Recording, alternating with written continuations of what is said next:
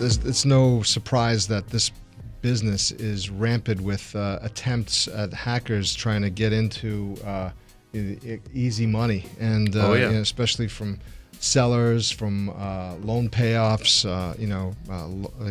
maybe loan proceeds being wired to title companies, law firms.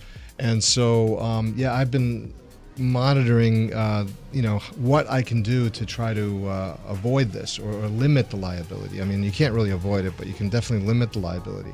And one of the things that I looked into was this two-way or two-factor authentication, and I might not be saying the terminology right, for the audience that knows better than me, but I have been doing some research on it, and there is this YubiKey, which is a USB,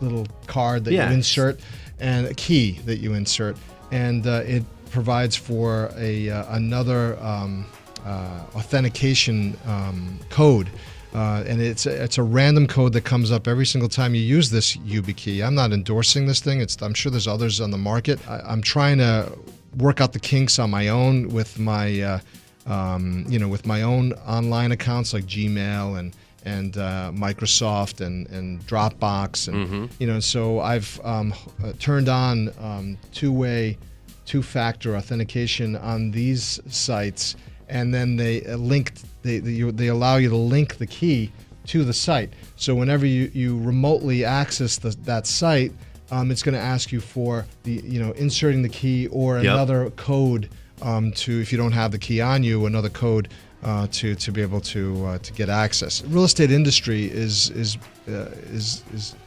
full of hackers trying to get into a seller or a real estate agent's emails. Okay, that's their goal. Their goal is to infiltrate and pose as the seller, pose as the real estate agent, to let the title company or the law firm or the potential buyer or the seller believe that they are one of the legitimate parties involved in the transaction when they're actually not. Well, this particular transaction that we had, the seller was an elderly lady, and she hadn't changed her password in some time on her email, and so the hacker had already had access to her account and was able to monitor every communication that she was receiving, including communications for her closing.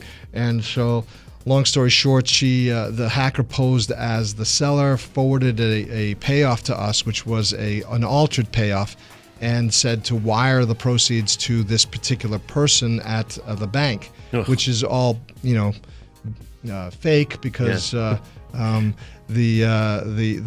don't wire an individual at the bank. You wire the payoff department when you're paying off a loan. So let everybody know when they get into a closing transaction, whether they're the buyer, the seller, whatever. Change your password before you get started with the transaction. Absolutely. Do that, and you will eliminate any infiltration that has already happened, and hopefully prevent your transaction from going sideways, with little or no knowledge, to you.